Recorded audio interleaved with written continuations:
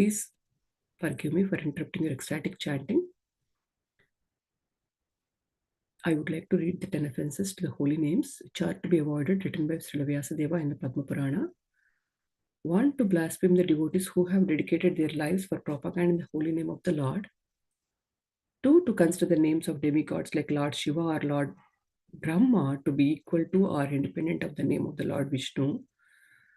3. To disobey the orders of the spiritual master. 4. To blaspheme the Vedic scriptures or scriptures in pursuance to the Vedic version. 5. To consider the glories of chanting Hare Krishna to be an imagination. 6. To give some interpretation to the holy name of the Lord. 7. To commit sinful activities on the strength of the holy name. 8. To consider the chanting of Hare Krishna as one of the auspicious ritualistic activities which are offered in Vedas as fruitive activities, Karma Kanda. 9. To instruct the faithless person about the glories of the holy name.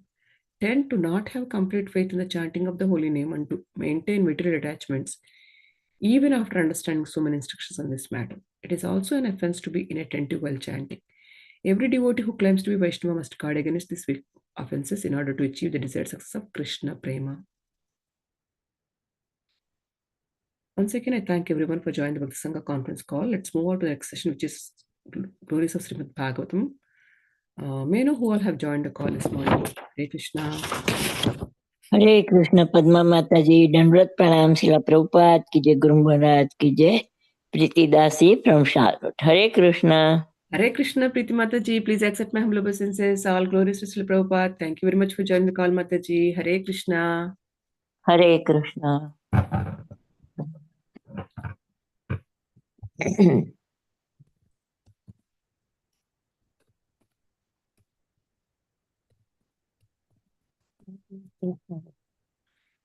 Hare Krishna.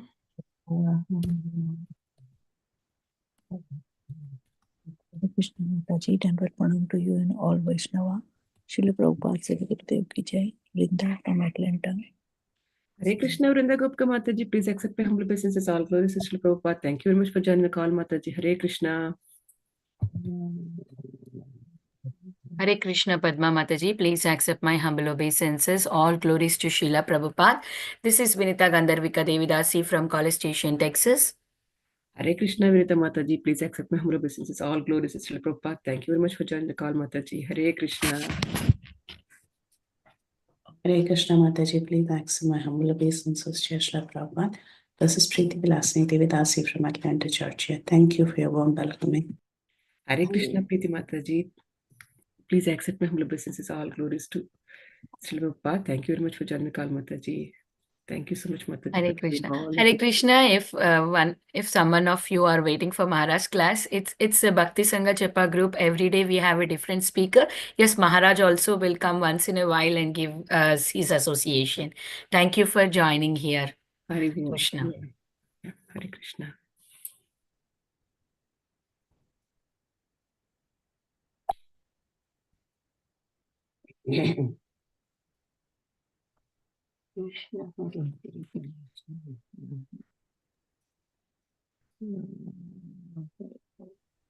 Hare Krishna, Padma Mataji, please accept my humble obeisances. My humble obeisances to all the assembled devotees. All glories to Srila Prabhupada. Thank you, Mataji, for your wonderful service. This is Sundarangi Radha Devi Dasi from Canada. Hare Krishna. Sundarangi Mataji, please accept my humble obeisances. All glories to Srila Prabhupada. Thank you very much for joining the call, Mataji. Hare Krishna. Thank you for a beautiful chanting, Mataji, this morning and all your services, Mataji. Hare Krishna.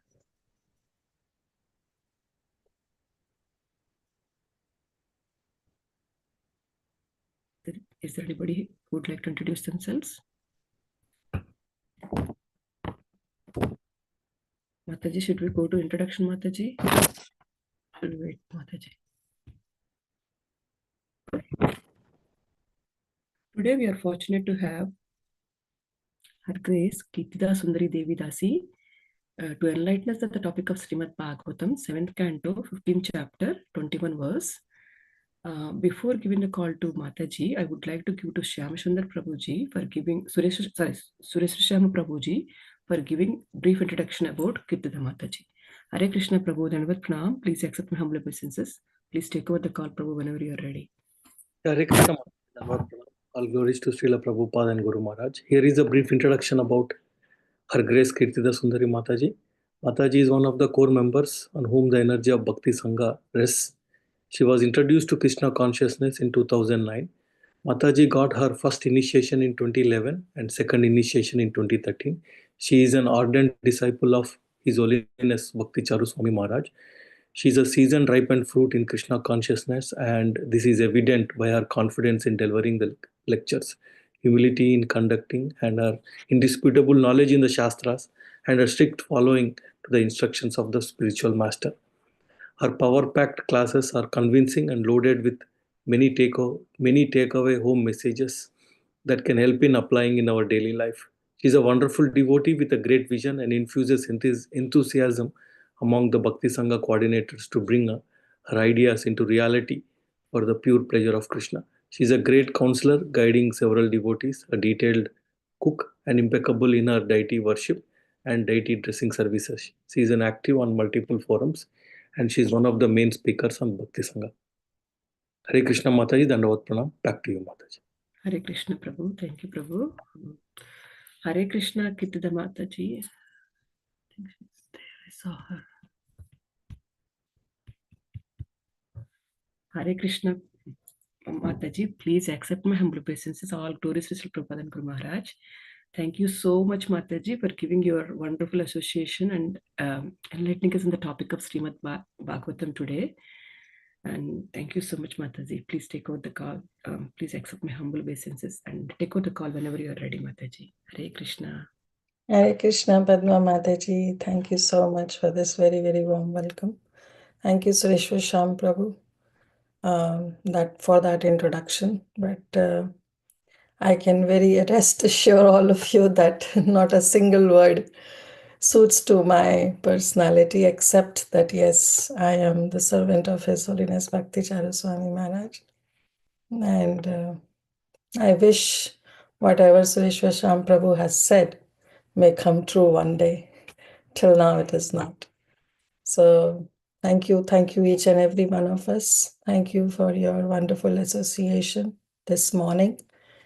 And every day we are reading this Srimad Bhagavatam, Nityam Bhagavata Sevaya. So we'll continue.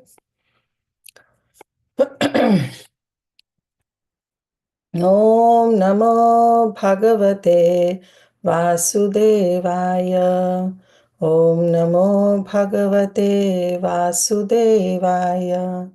Om Namo Bhagavate Vasudevaya.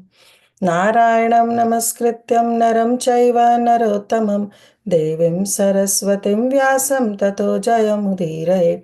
Nashtaprayeshu abhadreshu nityam bhagavata sevaya bhagavati uttama shloke bhaktir bhavati naishtiki sarva shastrabdhi piyusha sarva vedeka satphala sarva siddhanta ratnadya sarva lokaika drikprada sarva bhagavata prana Srimad Bhagavato Prabho Kalidhvanto Ditaditya Shri Krishna Parivartita Premananda Pathaya Prema Varshak Sarayate Sarvada Sarva Sevavya Shri Krishnaya Namastume Madeka Bandho Mat Sangin Mat Guru Mat Mahadana Mat Nistaraka Mat Bhagya Mat Ananda Namastute Asadu Sadhu Tadayin Ati Nicho Takara Hacha Muncha Kadachin Mam Premna Hrit Kantayospura Hare Krishna, Krishna Krishna, Hare Hare, Hare Rama, Rama Rama, Hare Hare. So this morning we are reading from Srimad Bhagavatam, Canto 7, Chapter 15, verse 21. Pandita Bhavo Rajan Bahuknya Samshaya Chitta Sadasaspatayopi Eke Asantoshat Patantyadha. Translation by His Divine Grace A.C. Bhaktivedanta Swami Srila Prabhupada Ki Jai. O King Yudhisthira, many persons with varied experience, many legal advisors, Many learned scholars and many persons eligible to become presidents of learned assemblies fall down into hellish life because of not being satisfied with their position. Purport, by His Divine Grace, I would like anybody wants to volunteer to read the purport. Please, you can raise your hand. Okay. Yeah, please go ahead. For spiritual advancement, one should be materially satisfied. For if one is not materially satisfied, his greed for material development will result in the frustration of his spiritual advancement. There are two things that nullify all good qualities. One is poverty. Daridra dosho guna rashi nashi. If one is poverty stricken, all his good qualities become null and void. Similarly, if one becomes too greedy, his good qualifications are lost. Therefore, the adjustment is that one should not be poverty stricken, but one must try to be fully satisfied with the bare necessities of life and not be greedy. Padma Mataji, you want to continue from for a devotee? Sure, Mataji. For a devotee to be satisfied with the bare necessities is therefore the best advice for the spiritual advancement. Learned authorities in devotional life consequently advise that one not endeavor to increase the number of temples and mathas. Such activities can be undertaken only by devotees experienced in propagating the Krishna conscious movement. All the acharyas in South India, especially Sri Ramanujacharya, constructed many big temples, and in North India, all the Goswamis of Vrindavana constructed large temples. Srila Bhakti Siddhanta Saraswati Thakura also constructed large centers known as Gaudiya Mathas. Therefore, temple construction is not bad, provided proper care is taken for the propagation of the Krishna consciousness. Even if such endeavors are considered greedy, the greed is to satisfy Krishna, and therefore these are spiritual activities. Hare Krishna Mataji. Thank you, both the Matajis. Thank you. Pandita Bahavo Rajan Bahukna Samshaya Chitta Sada Saspatayopi Eke Asantoshat Patantyada.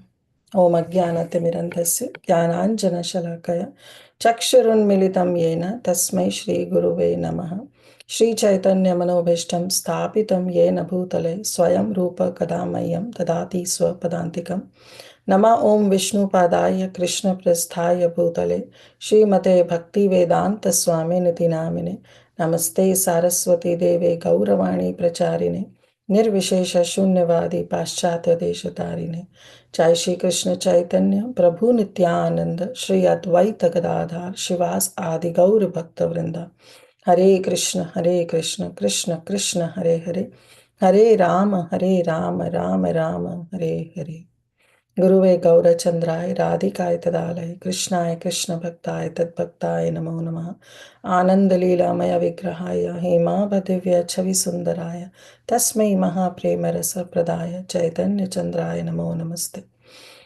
Mukam Karoti Vachalum Pangum Langayate Girim Yat Kripahatam Ham Vande Shri Guru Dinatarinam Paramananda Madhavam Shri Krishna Chaitanya Ishwaram Hariom Sat. So thank you once again for all of your wonderful and kind association. I really seek all of your blessings, prayers, and wishes so that I can speak something relevant to this subject matter. Please bless me. Please shower your blessings so that it is not only for the glorification of Srimad Bhagavatam, but also for the purification of myself. Vanchakalpatarubhishcha kripa sindhu bhaivacha patitanam pavanebhyo vaishnavebhyo namo namaha. Pandita Bhavaho Rajan Bahukna Samshaya Chitta Sadasas Eke Asantoshat Patantyadha. So this is the verse that is spoken by Sri Narada Muni when Sri Narada Muni was giving this advice to Sri Yudhisthira Maharaj. So this is the chapter that is entitled Instructions for Civilized Human Beings. So Narad Muni is telling to Yudhishthira Maharaj that what are the instructions that are to be followed, one who is a civilized human being. So this is very important, civilized human being. So he says Pandita, the very word, first word starts with Pandita. Who are Pandits? It's not that those who do some rituals or some yagyas, but Pandita means some learned scholars, those who are civilized, those who are learned. They are known as Panditas. Bhavo, there may be many Panditas are there. O Rajan, O Yudhishthir Maharaj. Bahugnya, and they are Pandits, but they may have their own experiences. So, as Prabhupada says, there are many transcendentalists. They may be attached to any aspect of the Supreme Lord. They may be Brahmananda, they may be attached to Brahmananda or Paramatma feature or Bhagavan feature of the Supreme Lord. They all are regarded as transcendentalists. So all these Panditas may have different varied experience, Bahugnya, Samshaya Chitta, and they may be expert in breaking down Chitta, what? Doubts. They may be good in their own logic arguments. As Prabhupada says, Samshaya Chitta, they may be expert in some legal advice. Sadasas Patayato. But, and they may be Sadashiv Patayo. Patayo means the Pati, the master. They may be master of some sada, or they may be person who may become eligible to become president of some learned assemblies. Sadasas Patayo. But then he says that yes, somebody can be a learned scholar. O Yudhishthir Maharaj, somebody can have varied experience of their own. They may be expert in legal advice. They may be people who are eligible to become presidents because of their leadership qualities. But apiyeke, there is only one thing. There is only one problem. And what is that? Asantoshat patayanti adha. If they are asantoshat, if they are not satisfied, patanti adha, just because of this one fault of dissatisfaction, api eke asantoshat, just one fault. They may be very learned, they may be very expert, but having this one fault of what? Asantoshat, of not being satisfied, patanti adaha, they may fall down into the hellish condition of life. They may fall down from their spiritual practices. So Prabhupada is saying, O King Yudhisthira, many persons with varied experience, many legal advisors, many learned scholars, and many persons who are eligible to become presidents of learned assemblies fall down to their hellish life because of this one thing. And what is that? Of not being satisfied with their positions. So that is what Prabhupada is telling us. That is what Narada Muni is telling. So in this chapter, when this chapter begins, Narada Muni describes the path of Grahasthas. So we saw that in the previous chapter, Narada Muni was describing about the superiority of the Brahmanas. But now in this chapter, that is chapter number 15, which is entitled The Instructions for Civilized Human Beings, Narada Muni describes the gradation among the Brahmanas and their different ashramas. So he talks that there may be grahasthas who may be very karmanishtas, there may be vanaprasthas who are taponishtas, who are always devoted to some kind of austerities. There may be brahmacharis who are swadhyaya because they are devoted to studying the Vedas. And then there are sannyasis who are jnanasishtas. That means they are devoted to culturing the knowledge and the process of bhakti. But of course, among all these, Narada Muni describes that Jnana-nishtas are always superior than Swadhyaya-nishtas, Tapo-nishtas, and Karma-nishtas. And then Narada Muni continued in this chapter describing that how one should avoid irreligion and one should try to cultivate satisfaction in among themselves. And in this regard, we saw a beautiful session where by His Grace Preeti Vilasni Mataji, where she told in detail how you have to avoid irreligion. And what is irreligion? Irreligion is vidharma, paradharma, abhas dharma, upadharma, chala dharma. Any principle which is not helping us to progress or surrender unto the Supreme Personality of Godhead, they all are considered to be irreligion. And then what was the supreme religion, she said? She mentions that the supreme, the ultimate religion is parodharma. Savai pumsa parodharma. Yato bhaktir adhokshaje ahitukiya pratihata yayatma suprasidati. So we have to do adhokshaja. Ahitukis, bhakti, unto whom? To adhokshaja, to the Supreme Lord who cannot be perceived by our material senses. So we have to give up all these kinds of religion and focus on our eternal, our Sanatan Dharma. And Krishna also says the most celebrated verse from Bhagavad Gita, where he says, Sarvdharman parityaja, mamekam sharanam vraj, aham tvam sarva papebhyo mokshashami mashacha. You have to give up all kind of a religion. That ananyata towards Krishna should be there. If that ananyata is not there, that means we have to check our surrenderance, right? So then Narad Muni continued that yes, you have to be santushta. Then he says, santushta niharasya swadmarasya yatsukam kutastat kamalobhena dhavato rathaya disha. He says that one has to be fully satisfied, santushta. And nirihasya means one has not to be endeavored too much for their livelihood. One has to be fully satisfied, atma aramasya. And then only one can experience some sukha, some happiness. Otherwise, if somebody is under kama, lobha, then will not be able to experience that happiness. Because if somebody is impelled by lust and greed, then what will happen?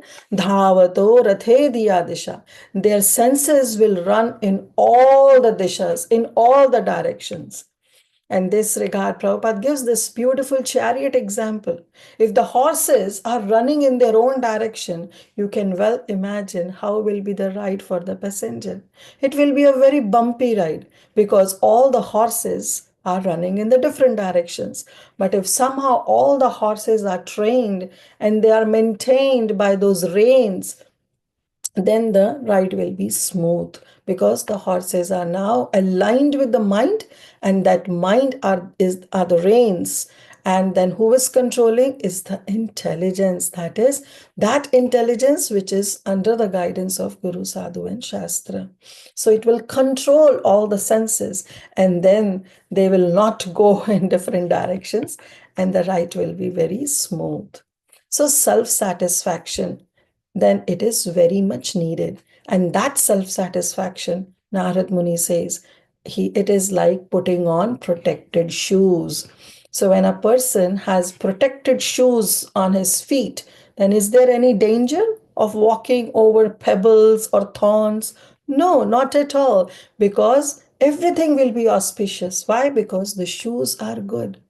But if somebody is walking barefoot, then of course those thorns and those pebbles will definitely trouble that person. So Narad Muni says that this self-satisfaction is wearing the right shoes so that you can walk on any path possible. So one should be very, very satisfied. And then Narad Muni says, however, if somebody is driven by the senses, and especially he says by the tongue and the genitals, then their life will be very, very disturbed. Then they will accept the position of a household dog just to satisfy their senses. So this is a very strong statement that Narad Muni makes. These are just the previous verses. I'm just going a recap to set what is today's verse is. So he says that one should not be driven by the senses, especially this tongue and genitals. And in this regard, in Chaitanya Charitamritam, there is a very beautiful verse. Jivara lalasaye iti uti dhyaya shishnodara parayana Krishna nahi paya. Mahaprabhu is saying, if somebody is running after the tongue, just to satisfy one's tongue, lalasa, why? Because of greed. Or if anybody is running just to satisfy their genitals or their udara, their belly, and they are running iti uti, they are running here and there just somehow to satisfy, then they are shishodnadara parayana. So one is Vasudev Parayana, Narayan Parayana, Krishna Parayana, but no, These people are like Shishnodara Parayana. Shishna are the genitals and Udara is the belly. So they are Shishnodara Parayana and Krishna nahi paya, and they will never achieve Krishna in their lifetime because of the greed they have for the sake of the senses. They want to satisfy the senses somehow. And in this verse, that is today's verse, he makes a very strong point. And that strong point is that one may have spiritual strength, one may have education, one may have austerity, one may be very reputed, but all these good qualities, they just dwindle away. All these qualities get vanished just if somebody has greed. So Narad Muni says that yes, asantoshat patanti yadha. If somebody is asantosh, if somebody is not contented, if somebody is greedy, then their fall down is assured. So we all know that we all have all these 6 vices in our heart. And what are these 6 vices known as? They are known as Arishat Vargas. Ari is enemy and Shad means 6. So these are the Arishat Vargas that we all have. At least I'll talk about myself. I'll have all these 6 vices in our heart. And what are they? Kama, Krodha, Lobha, Moh, Mad and Matsarya. So Kama is just the desire, craving for some physical gratification, one can say. Craving for the pleasure for the physical gratification. And then we have Krodha, that is anger, which is uncontrolled. If that anger is controlled, it is still okay. But sometimes the anger goes beyond our control. So that is uncontrolled anger. Then comes lobha, that is greed, an excessive desire. Desire of what? Desire of wealth, desire of possession, desire of name, desire of fame, desire of position. So all these desires are the excessive desires that we have. Then moha. Moha is delusion. When we are confused, when we are ignorant, and we are attached to some false beliefs. Then comes mad. Mad means pride, that is arrogance, self-importance, and egotism. And finally is matsarya, that is enviousness. So enviousness towards others' good fortune. How can they progress in their spiritual life? We have to pull them down. That kind of mentality is enviousness. And not only in the spiritual progress, if somebody is materially also progressing, we try to bring hindrance into others. So that is the nature of envious people. So all these vices, all these Arishat Garbhas, they lead to what?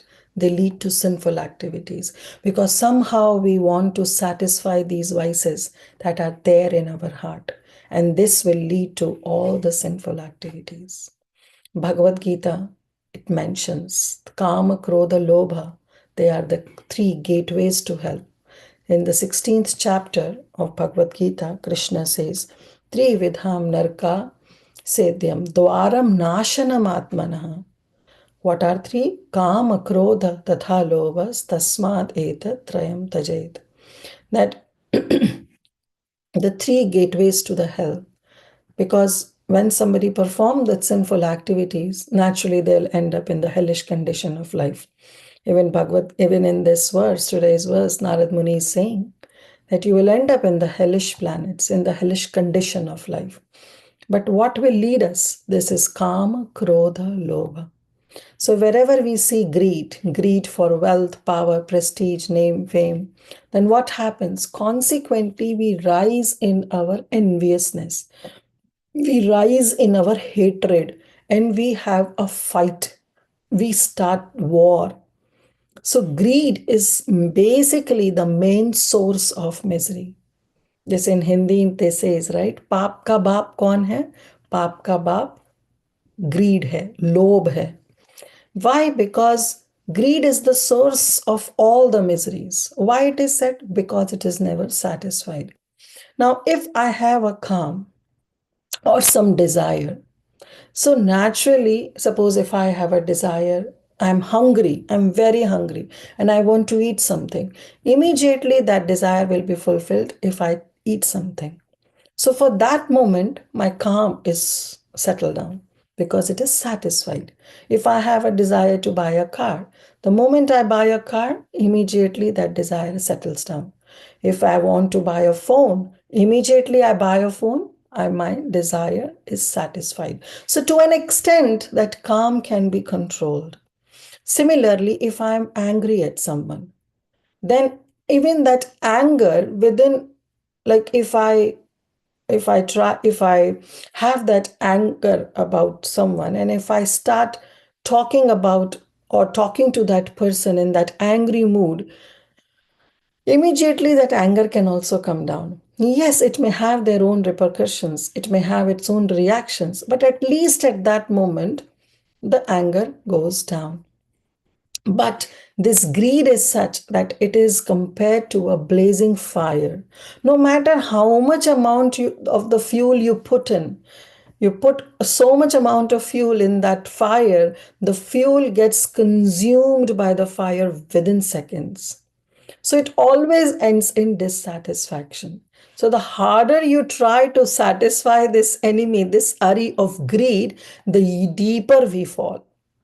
It's like, Prabhupada says actually in some of the place that this greed is like a voluntarily, you are taking a noose around your neck and making it tighter and tighter and tighter at every step.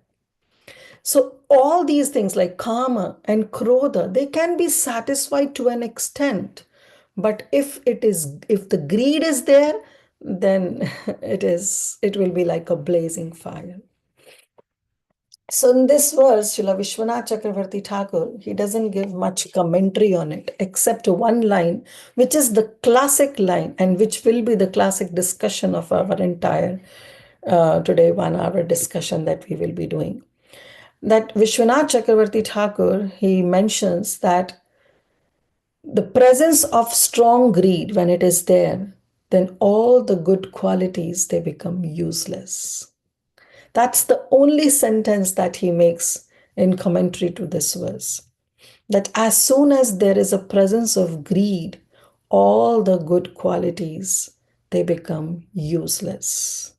Like this verse, it says, you may be a pandit, you may be a scholar, you may have your own experience, you may be some president of some mutt or some organization. But if that desire of greed is there, then all the good qualities are doomed. They all become useless. Asantoshat patantyadha. In this regard, we'll discuss one beautiful pastime from Srimad Bhagavatam. The example of King Satyajit.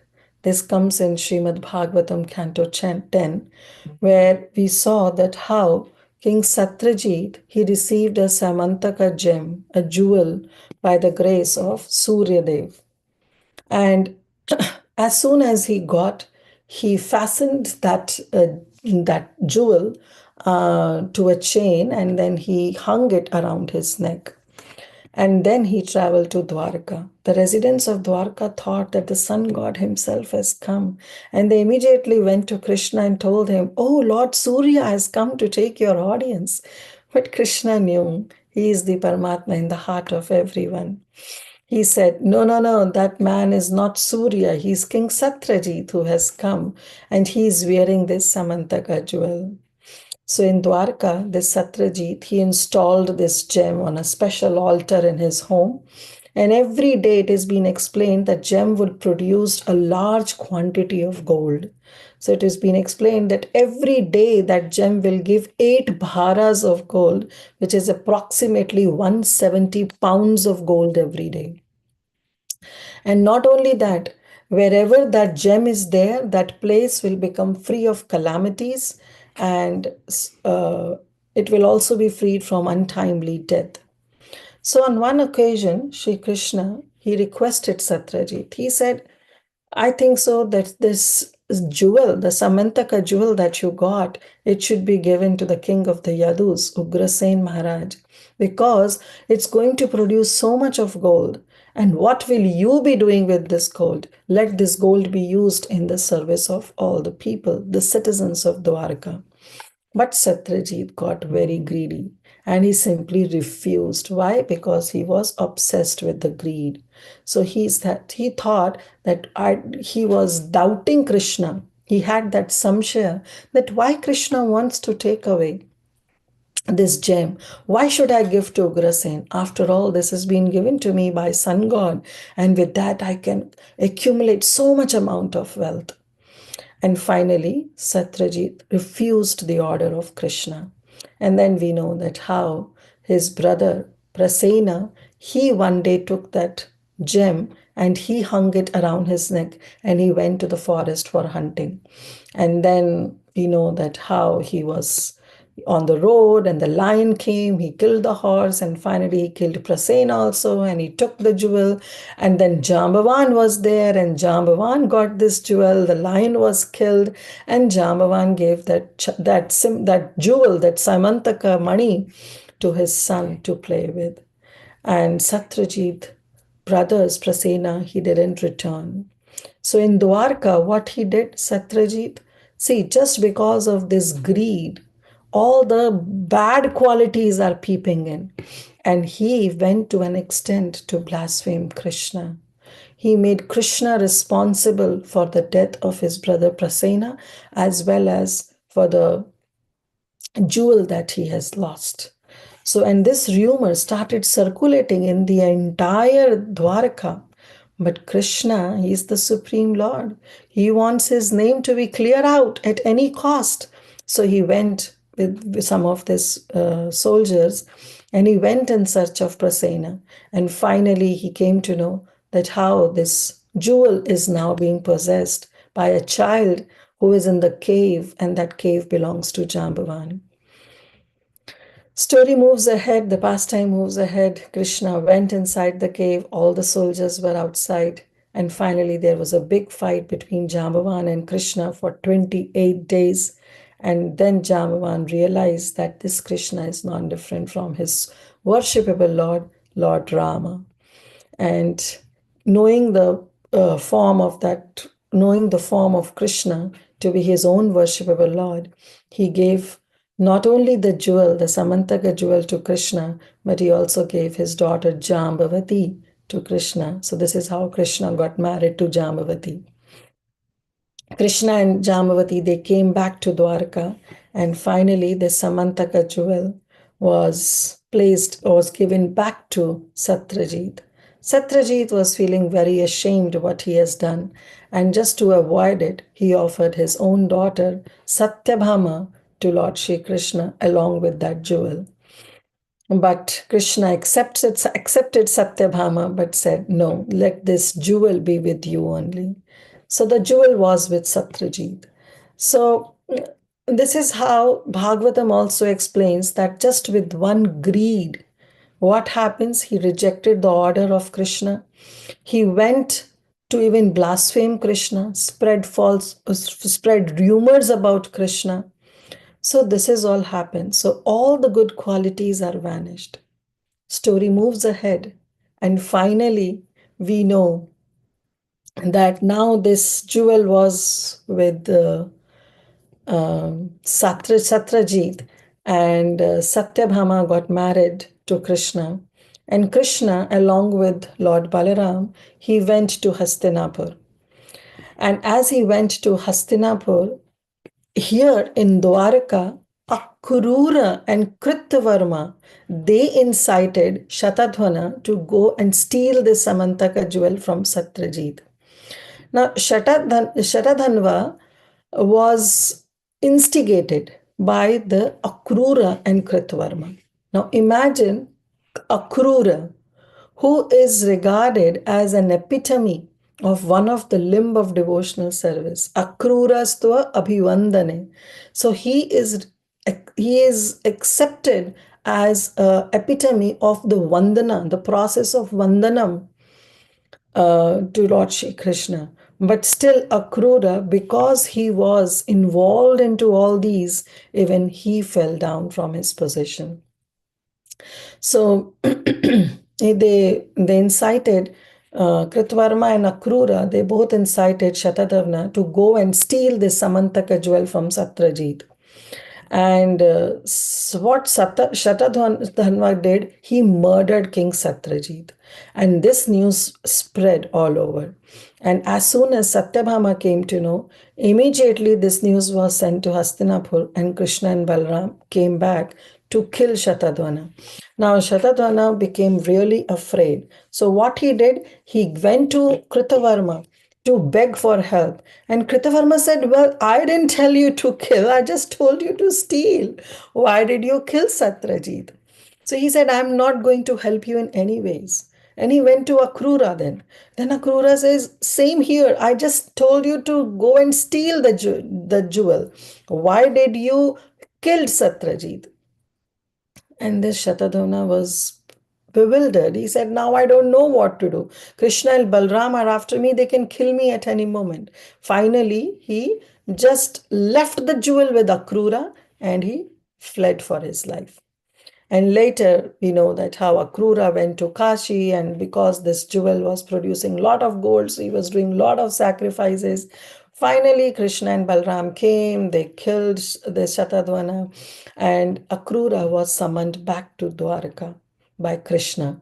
And Krishna told him, see, I know that this Shatadhana has left that jewel in your care, but now you have to present that jewel in front of everybody, stating that the jewel is with you. Akrura presented that jewel in front of Krishna, and later, yes, Krishna didn't accept, he gave it back to Akrura. Why I stated this entire pastime? Because just because of greed, see what has happened. Even Akrura was into this, fell into this conspiracy. That Akrura, who is regarded as the epitome of Vandanam in the 9 processes of devotional service. And even Satyajit was involved into all these. So all the good qualities, they go down. So root cause is excessive lobha. Lobha can be for anything. It can be for wealth, it can be for power, it can be for name, fame, position, followers also. Anything that brings about lobha. So in Nectar of Instruction also, Srila Rupa Goswami says a very classic thing about the devotional service, and he says, Atyahara prayasascha prajalpo niyamagraha janasangascha laulyam cha shadbhir bhaktir vinashyati.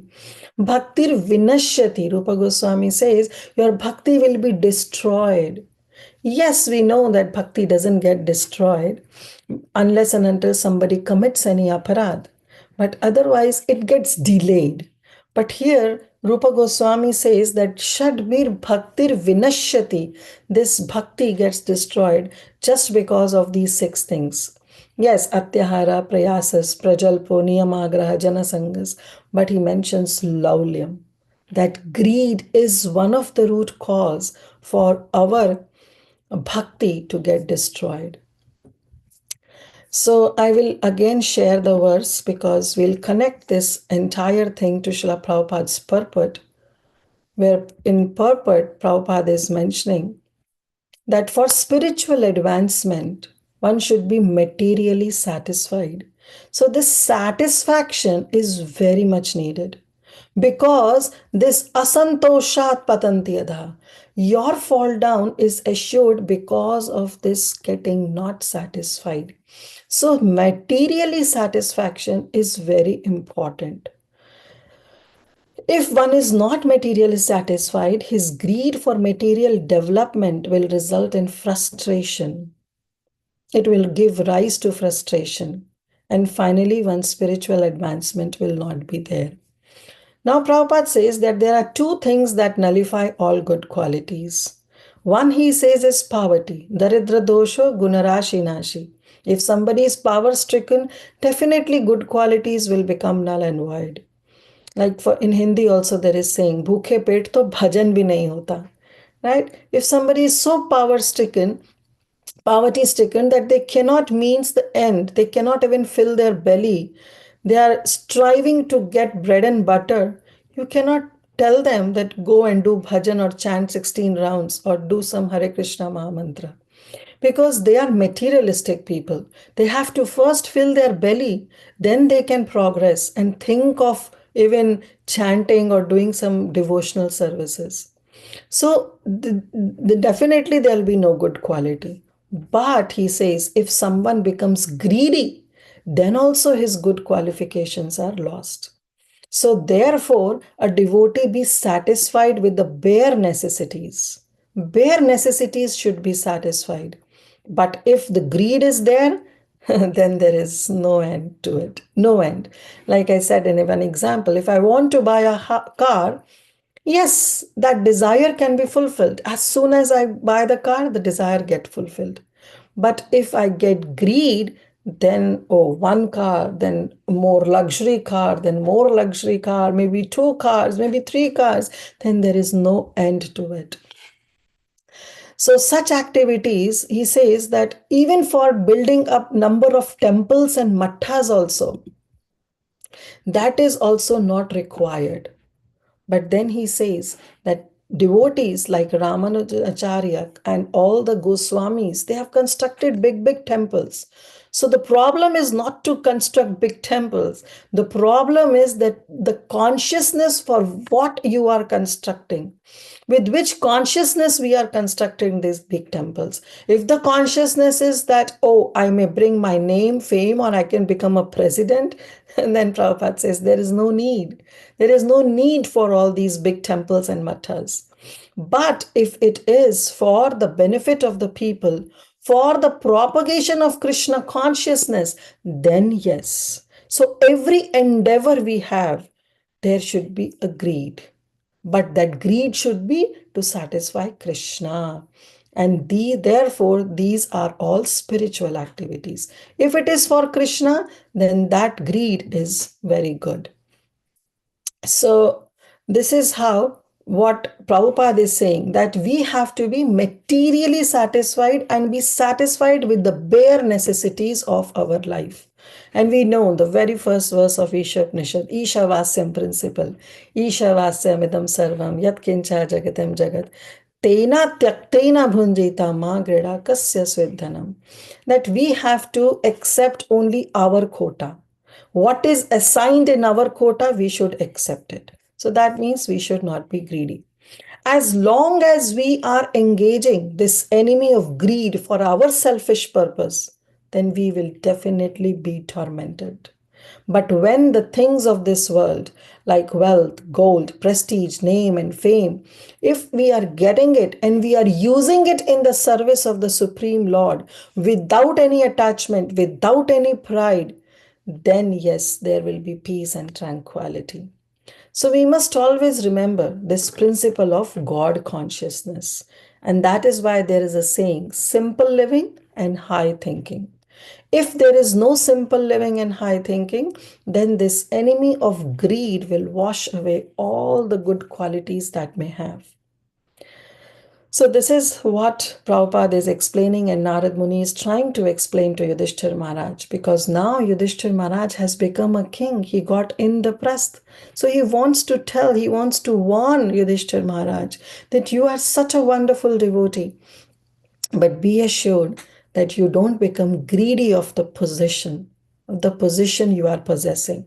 So otherwise all the good qualities will be lost. So till now we have discussed this problem. Yes, the problem is there, but ultimately what we are finding, what we are seeking is the solution. We should also have the solution. And all the solution lies in Krishna consciousness, devotion towards Lord Krishna.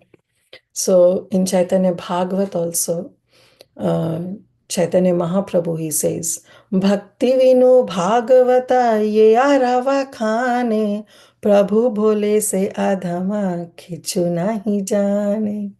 So Chaitanya Mahaprabhu himself is saying, if without bhakti vinu bhagavata yara vakhane, if somebody is explaining Srimad Bhagavatam and do not bring the concept of devotional service, or explain Srimad Bhagavatam without referring to devotional service, then Mahaprabhu bole, say adhama kichu nahi jane.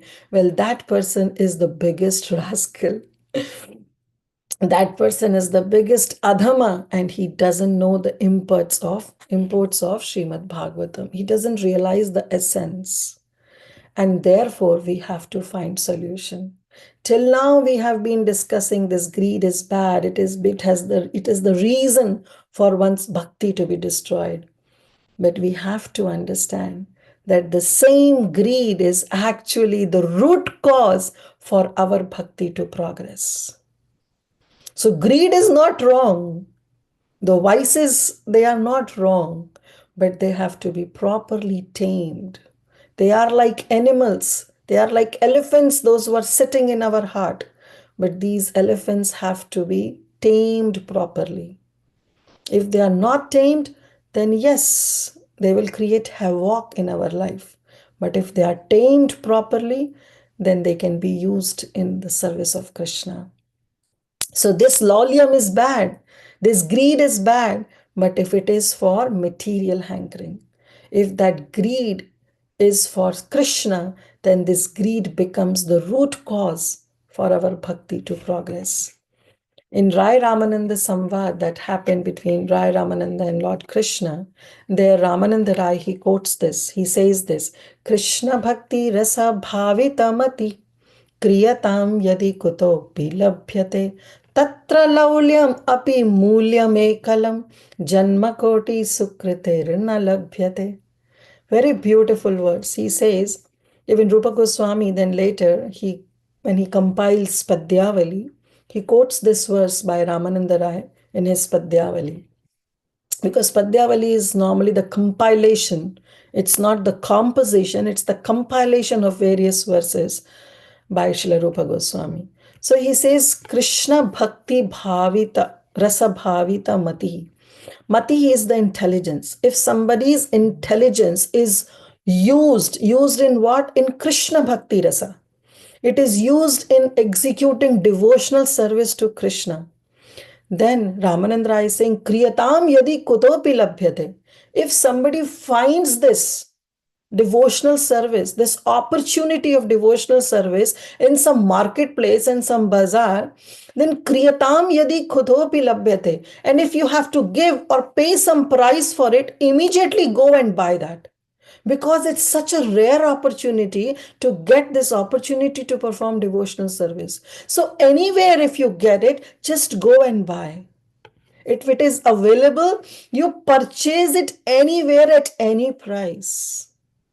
But then if we talk about the purchasing part, immediately we think, oh, the price means we have to, it regards to some monetary transaction, that we have to give some couple of $100 and we can buy it. No, Ramananda Rai is saying that no, yes, you have to pay the price, but the price is not in monetary thing. Janma koti sukritir na labhyate. You may have the sukriti of your pious activities for janma koti janam janam se tumhare paas ye sukriti hai. You have this sukriti or from millions of births, janma koti sukritir na labhyate. Still you will not be able to pay the price to perform this devotional service. Then, oh Ramananda Rai, what is the price you are talking about? One hand, you are saying that if anywhere it is available at any price, just buy it. And on the other hand, you are saying that this is not for the monetary thing. And then you say is that for millions of births, if we have collected some good fortune, some sukritir, still it is not enough. Then what it is? Then Ramananda Rai says, Tatra laulyam api mulyam ekalam. That there is only one mulya, one price that you can pay. And that price is greed. Laulyam, greedy. Greedy for what? Greedy to attain the lotus feet of Krishna. Greedy to obtain our prayojana, our ultimate goal of life. That is what is greed. That is what is laulyam that we have to pay. We have to become very serious in our Krishna consciousness. And we have to be very eager also. Tatra laulyam, ekam mulyam. That is the only mulya that we have to give. That's the only price that we have to pay to obtain Krishna consciousness. Every time this question should be there in our mind. How can I approach Krishna? How can I get Krishna? How can I get attached to Krishna's lotus feet? That greediness should be there.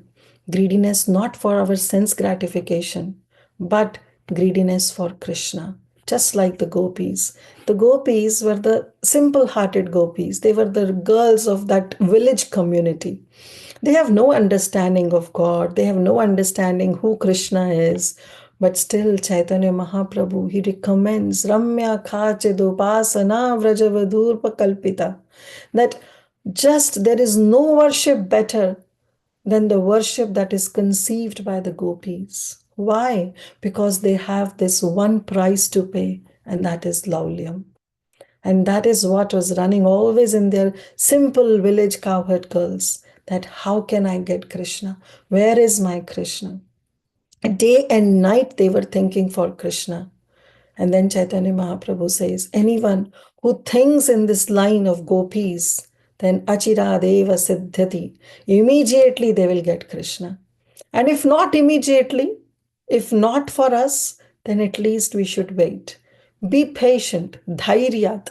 Dhairyat is needed. Be patient. It will yield results. The process is pakka. It is assured. The only thing what we need is not to take any detour. Just walk on this process. This is a beautiful process that has been laid by Srila Prabhupada. Prabhupada has invested his time, energy, everything just to give Krishna consciousness to this entire world. And if we just walk and believe the words of Srila Prabhupada, have faith in the process and don't take any detour, no matter how much traffic we get, no matter how much obstacles we get in our life. But if we stick to the process, then everything will be gone and we will attain our ultimate goal of our life. So problem is not greed. Problem is not those vices, but we have to learn to dovetail them in Krishna's service. Prabhupada will say dovetail. So this dovetail is a very important word. It's the word, it's a hope-giving word for all of us. That how we have so many problems in our life, so many vices, so many anarthas are there. But all these vices can be dovetailed in Krishna's services. Param drishtva nivartate. Have an experience of higher taste, and then one becomes fixed in Krishna consciousness. So we have discussed about all this, and now I will just take an opportunity to share, and then we'll conclude our session. So this is a very beautiful verse by our Narottam Das Thakur, and he mentions in his Prema Bhakta Chandrika.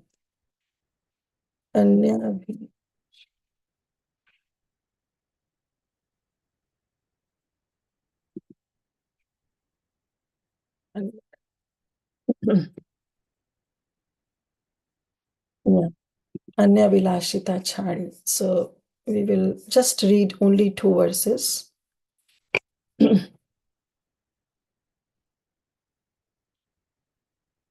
Because ultimately we need to dovetail this. But how to dovetail, how to understand this? This Narottam Das Thakur himself is saying. Kama, Krodha, Lobha, Moha, Mada, Matsarya, Damba, Saha, Sthane, Sthane, Niyukta, Koribo.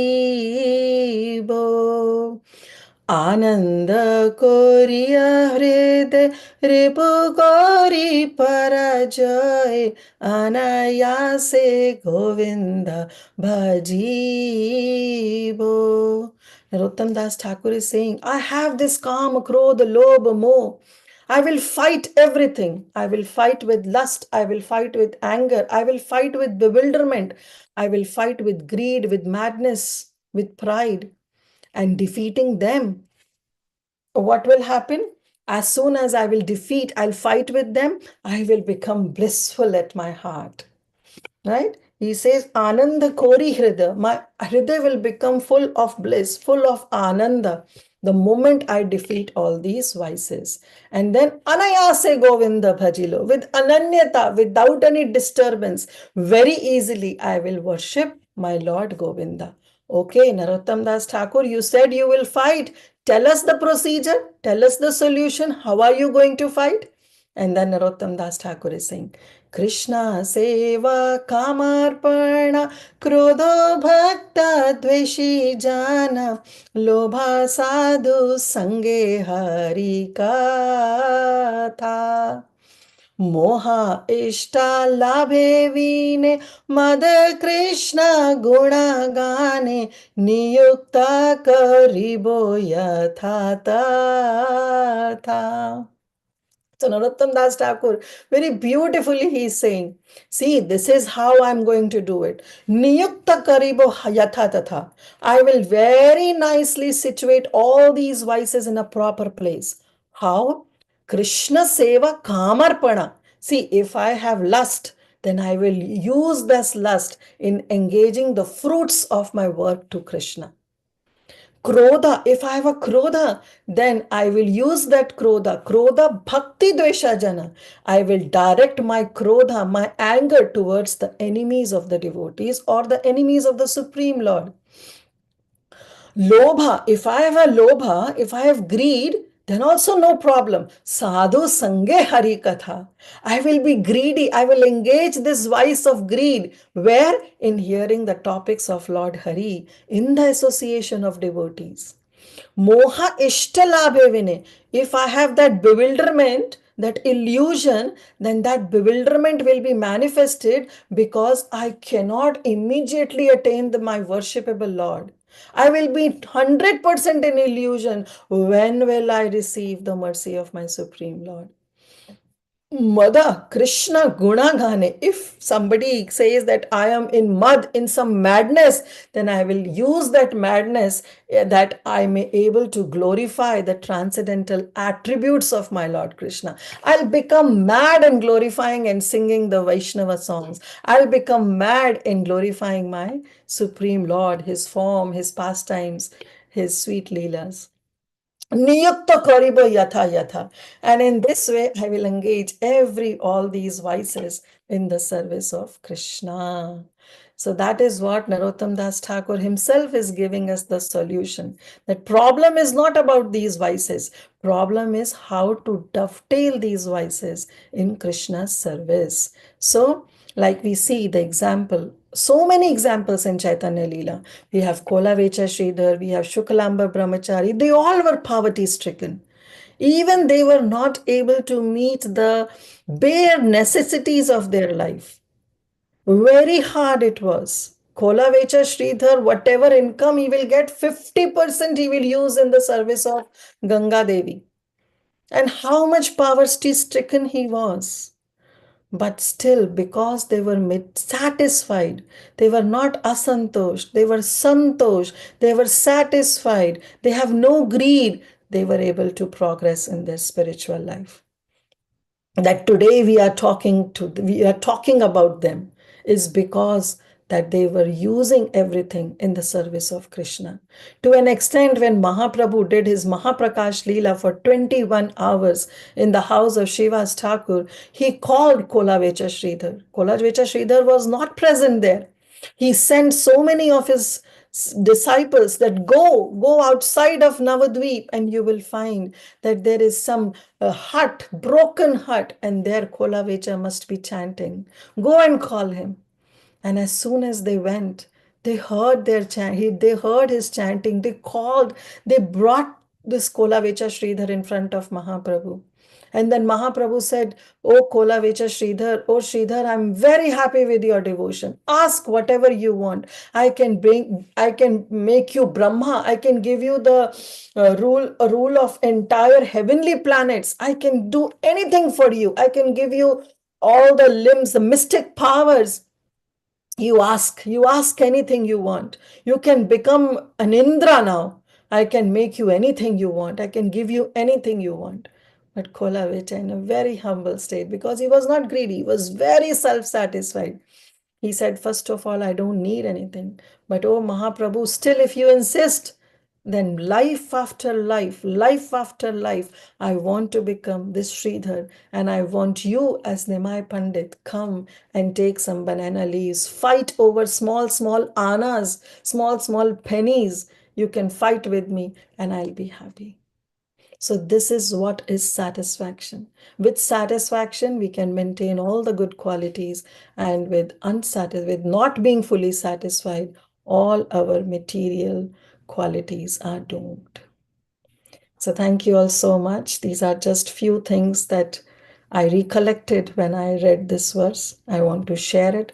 I know there may be a lot of mistakes, but you all are Sargrahi Vaishnavas, so please accept it and accept the essence, and whatever mistakes I have done, please forgive that.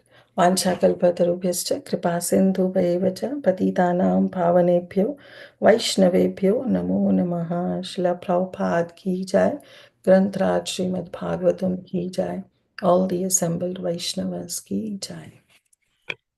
Hari Bol Mata, such a wonderful, simple, yet from where you started, how methodically, slowly, what we are reading today, and then went back to what we are reading before, just give us, and then connected to Srila Prabhupada verse and went to the Chaitanya. Such a nicely narrated Mata. I'm not able to even speak words. And just all this time, whatever we are there, it just took us to that, all the Narottama Das Thakur's verse and all that was a so highlight. Thank you so much, Mataji. I cannot even express in my words. Such nicely, and yet heart-touchingly, you said that it is so easy in the sense, at the same time, how we can dovetail our laulyam and greed in Krishna's service. They are bad, but you can use those services in the good way to bring a Krishna conscious way to dovetail them. Thank you so much, Mataji. And Pitam Das has some question. Mataji, please. Thank you, Padma Mataji, but I would like to say one thing, that these words are not mine. They are all of our Guru Vargas, Srila Prabhupada. They have spoon-fed us. Otherwise, understanding the imports of Srimad Bhagavatam is very difficult, very, very difficult. More we hear, more we read, the more we get realization. And it is all because of Srila Prabhupada. Because we are hungry people, and he has made this entire fruit platter in front of us. The only thing is, now we have to honor it. And if still we don't honor it, then the fault is definitely ours. So everything belongs to Srila Prabhupada. So all glories to him. Thank you, Mataji. Glories Yes, to Pitambar. Hare Krishna Prabhu, please go ahead, Prabhu, whenever you are ready. Thank you so much, Padma Mataji. Thank you so much. Hare Krishna, Kirtida Sundari Mataji. My obeisances to you. Please accept. Happy to see you. Happy to see you. Thank you so much, Mataji. I fully agree with Padma Mataji. What a lovely class. I don't have words to describe the flow and the content and the mellows which you presented. Words can't justify. Thank you so much, Mataji. You nicely described the laulyam. The greed is the anartha, but the laulyam, I remember His Holiness Swami Maharaj constantly says that you should be utmost greedy, and then we will all, what is he saying? He said, no, you should be utmost greedy, but for Krishna Prema, for devotees association, for reading Bhagavatam, for understanding it. So you did that, and you gave the solution in the laulyam. I don't remember that second one, but the laulyam, any price you pay, right now pay whatever price, provided you are getting that Krishna Prema, you are getting that devotee association. Wonderful, Mataji. My obeisances again to you. Now, when you were describing that, you gave that analogy of, Syamantaka Jewel, the episode. And when I was reading Bhagavatam, that moment, that particular sloka where Akrura is instigating someone to kill Satatvana. What is that someone? He told to kill Satatvana. No, he told Shatadhwana to kill, to steal just the Samantaka jewel, but Shatadhwana ended up in killing Satyajit. Yes, Mataji. So I was baffled, and that's why I'm raising my hand. I was baffled when only on that particular sloka. Wait a minute, what am I reading? Is it Akrura? And then I read second time, third. Yes, it is Akrura. I said, no, Akrura cannot do this. Akrura, I was not able to get that. I was not able to reconcile, Mataji, that how can Akrura, because our image for Akrura, as you said, he's the epitome of Vandana. He is so close associate of Krishna, and he's such an exalted devotee. How can he do that? So while having that question in the back of my mind, I went on to reading the next and the next verse, and I got the answer. I don't know to tell the answer right now. I want you to describe why did Akrura, because you have got that ability, Mataji. I want to listen again. I remember that, but I want, please, for the benefit of me and everyone, if you can describe the reason Prabhupada gives in the next or next verse. And he said, and then I when I read that, I said, this is what I was baffled. Prabhupada is saying now. But at that point in time, you get lost. Akrura cannot do this. Something is wrong. Please, Mataji, please describe the reasons why Akrura did this. Thank you. Thank you so much, Pitambar Prabhu. You would have also said, but since you requested, so our acharyas, they comment that yes, Akrura was involved in this entire conspiracy because of one aparadh that he did. Because when he took Krishna and Balaram from Vrindavan to Mathura, all the gopis were crying intensely, profusing. They were saying, oh, Akrura, you are not Akrura. You are the real Krura. You are the cruel person. You are taking our life from us.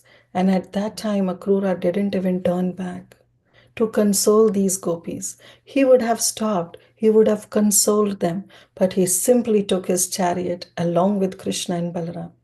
And Prabhupada and our Acharya says that he committed that offense against those gopis, because of which he was involved in this entire conspiracy. But still, our Krishna is so magnanimous that he will never forget the Vandanam, the prayers that Akrura offered, his heartfelt prayers when he was coming to Vrindavan and when he met Krishna and Balram. So in spite of all that, Krishna forgave him. Yes, he was involved in that conspiracy, but Krishna didn't disown him. Still, he accepted his servant. Thank you. Thank you, Pitambar. Thank you so much. Thank you so much. Wonderful, Mataji. Wonderful. Hare Krishna. Which means that even laws of karma doesn't, it doesn't has to have its no exception. No exception. No exception at all. Exception. Even we saw that in Mahaprakash Leela, Mahaprabhu said, I'm not going to give mercy to Mother Shachi, his own mother, because once she committed aparadh against Advaitacharya. So no exception at all, no exception. But still we have to be assured that Lord will never disown us. The process will be delayed. The process may be delayed, but still Krishna is very magnanimous because he's very eager to embrace us. So he will never ever leave us. So that assurance we should have, right? Even that aparadha of Sachimata was mental. It was just thought that if Vishwambar, the elder son, is already taken sannyas, and why Advaitacharya is bent upon my younger son to take sannyas. So just mental. He didn't spoke. It was not vacha. It was just manasa. But so we have to be very careful, Mataji. Thank you so much. Careful. My vandan to you, Mataji. Vandan. Hare Krishna. Thank you so much, Mataji. And I see Shyamachandra Prabhu has raised his hand. Prabhu, please go ahead with your question, Prabhu. Hare Krishna. Hare Krishna, Kirtida Sundari Mataji, Dandat pranams to you. Jai Srila Prabhupada. Jai Srila. What a wonderful class, Mataji. No words to express. I'm speechless. I echo the same feelings of Padma Mataji and Pitambar Prabhu. So beautifully, the flow was so nice, and so many examples, narrations from Bhagavad, Chaitanya Charitamrita, and also Bhagavatam. It was really too good. Wonderful. I'm so, I feel so enlightened after hearing this class that I'm now feeling, poverty stricken for my tomorrow's class. I don't know what to speak tomorrow. Don't say because, coincidentally, some of the points which I had mentally prepared, you have very nicely explained today. So I have to think of some new points tomorrow. but that's okay because I got a chance to hear from you. Just one question that comes to my mind. Maybe it's a very silly question. You can answer that. In the purport, Prabhupada mentions that for spiritual advancement, one should be materially satisfied, correct? For if one is not mentally satisfied, this greed for material development will result in the frustration of his spiritual advancement. It's actually very difficult to be materially satisfied, in my opinion, because how much ever we try to advance, where to draw the line. And for devotees, we follow the path of Kunti Maharani, because Kunti Devi says that Tom Akinchara Gocharam. So there the explanation is that one has to be completely exhausted, materially exhausted, and almost like poverty stricken. And you also gave the examples of so many, like Kolavaja Sridhar and so many other examples, where actually it helps if you're on the other side of materially not advanced. So just if you can help me to reconcile these 2 points, how do you understand this? Thank you, Prabhu. And I'm pretty sure you know the answer, but for my not at all. Not at all. I'm just trying to learn. Beautiful class. Thank you, Prabhu. Thank you so much for your kind words. So, in my 2 cent knowledge, I will just say that there is materially satisfaction. Being materially satisfied is not difficult. That there is a saying in English also, right? There is ample of things, I'm just paraphrasing, to satisfy our needs, but not our wants. So we have to introspect in our life what is need and what is want. The needs are easy to satisfy till the time they are needs. Therefore, Prabhupada said basics, necessities have to be fulfilled. But if we transform those needs into wants, then it is endless. It is endless. We cannot even fathom to even satisfy our wants. So, as you asked that where to draw the line, we have to introspect our own line. I cannot draw a line for you, or somebody else cannot draw a line for me. I have to see whether this is my need. Am I satisfied with 2-bedroom home, or I'm satisfied with 5-bedroom home? What is my need? I have to see my need, and there I have to draw my line that what is my need and what is my want. If it is need, yes. If it is want, then we should understand that I'm unnecessarily getting greedy. So there we have to draw a line, but this line has to be drawn by the individual themselves, considering their own situation, their own circumstances, and then they'll be able easily to overcome this problem. Wonderful, Mataji. So nicely explained. So nice. Thank you so much. And once again, I wanted to thank you because such a beautiful class. I feel enriched by your class today. Thank you. Hare Krishna. Thank you. Hare. Yes. Preeti Vilasni Mataji, go ahead. Mataji, Preeti Vilasni, please go ahead. Sorry. Hare Krishna, what a beautiful class. Really, really, as everybody said, I don't have anything new to say, but I just want to say a few words to add to what everyone said. Very beautiful class, very nicely thought out, excellent flow. And thank you for summarizing the previous verses and then bringing it to the point of greed. I really liked how you were talking about greed. You defined greed. You were talking about the vices. And then you said how this greed is so difficult to overcome. And you went on to the story of Satrajit, which was quite interesting to me. And I like the analogies you mentioned, of especially what Srila Prabhupada, of course, you said about the shoe analogy that is directly from Bhagavatam. But the analogy of Srila Prabhupada, that greed is like that rope that is tied to our neck and it's slowly squeezing us. That analogy was kind of very deep. And I was thinking about it, how it is so true also. It is actually greed that starts choking us so badly. But then when you stated the problem, you also give the solution. that just you said greed and Krishna consciousness, you quoted Ramanand Samvad, and I really like that twist, Mataji, how the whole thing changed, the perspective of the whole topic changed, and it went on to a very positive note that actually this greed can be dovetailed, and you ended it so beautifully with that bhajan of Narottam Das Thakur that says that how you should actually dovetail this greed. So many insights, and like Prabhus were mentioning, you were quoting from Chaitanya Charitamrita, Chaitanya Bhagavat, and also Bhagavatam, and so many other places, bhajans of acharyas. So such a wholesome class. We need more of your classes in all the sessions. So thank you so much. Thank you so much. Very lovely class. Hare Krishna. Thank you so much. Thank you, Preeti Vilasni Mataji. Thank you so much, Mataji. Hari Bol. Vinita Mataji, please go ahead with your questions, Mataji. Hare Krishna, Kirtida Mataji, please accept my humble obeisances. Thank you so much, Mataji, for such a beautiful, beautiful class. Highlight of the class is the bhajan that you connected, Mataji. Bhajans will go deep into our heart. I was crying with that bhajan. It's yeah, the bhajan is like what they say, cream on the top, right? It's like that. We heard everything, and the bhajan make us like, this is what we have to do.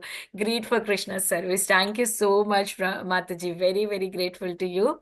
Listening Srimad Bhagavatam after a long time from you, it is very nice, Mataji. Thank you so much. Hare Krishna. Please complete. Mataji, there are some questions in the chat. So many people are like saying how beautiful this class is, and there is one Prabhu, Mark Prabhu, saying, "Can I say something?" So, yeah, go ahead, Mark Prabhu, please. Prabhu, if you want to say something, please go ahead, Prabhu.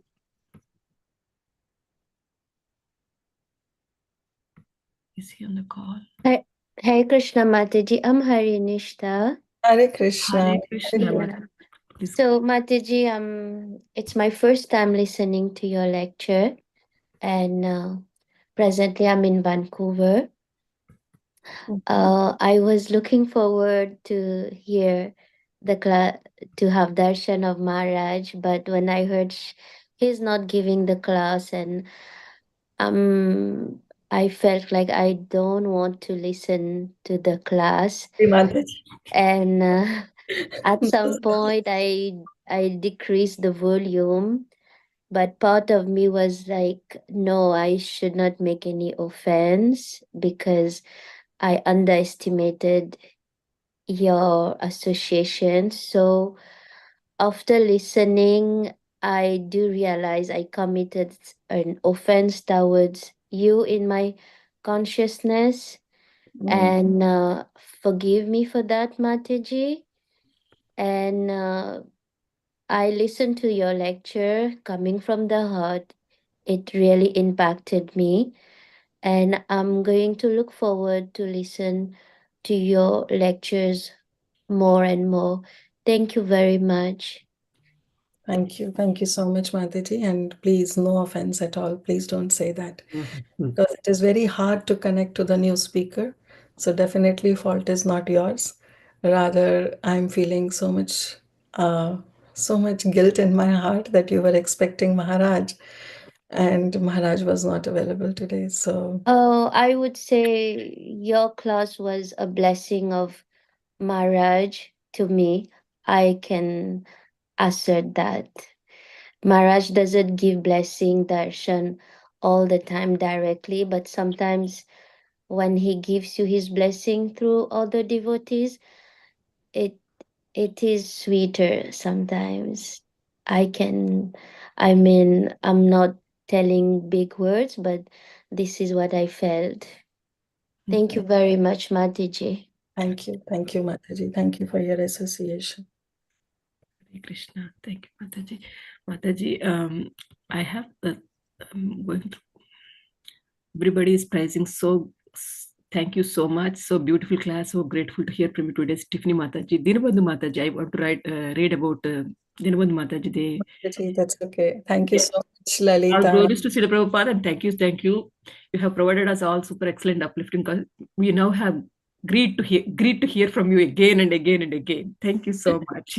You're so grateful. You're a grateful servant, dear Lalita Mataji and Dinabandhu Prabhu. And Rohini Mataji also has. Yes, Mataji, I read. Yeah, and Srinivas Das, thank you. Beautifully explained how greed can be engaged, dovetailed in the services of Lord. Yeah, you can get the recordings. Yeah. If you are on the group, you will get the recordings. Can we access the recording? Okay, cool. Yeah. Thank you, Vinita. Thank you so much. Thank you so much, Mataji. So I think I don't see any raised hands. Yes, Mataji, no problem. We can end here. So I think, dear devotees, if you don't have any more questions, we can end the call. Prahalan Das Prabhuji has raised a hand, Mataji, please. Prabhuji, please go ahead, Prabhu. Thank you very much, Mataji. All the praises, all the excellent attributes. Everything goes to Srila Prabhupada. I knew you were going to say that. But you know, these beautiful Bhagavatam slokas say, Satam Prasanga and Mama Virya Samrita. Rutkarna Rasayana Katha, and you have really illustrated that Bhagavatam slok today, and everybody is so pleased, and I'm so grateful that I was part of it. Haribol Mata. Thank you very much. Please come again and enlighten us all the time. Once again, Mata, thank you so much for a nectarian class. It's not, I don't have even words to say, and such nice flow, such nice narration. Out of all these things, it is giving me some hope. I'm so fallen. I am so fallen. That is giving me hope that it's touching me so much that I have to do a little bit at least from starting from today to improve my, to be better at what, to go near to Krishna and do a little bit more. That enthusiasm, that excitement is coming for me after listening to you, that I am so fallen that I have to do a little bit more and then progress myself. I'm so indebted to Mataji. Thank you so much. Dear devotees, let's pay our obeisance to Mataji. Vancha Sundari Mataji.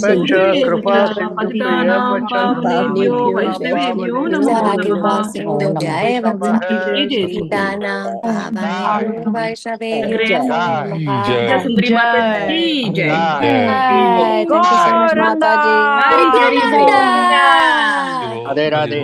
Radhe Radhe. Radhe Radhe. Hare Krishna. Everyone for Thank joining you so today's much. class. We'll meet again tomorrow for Srimad Bhagavatam. Hare Krishna.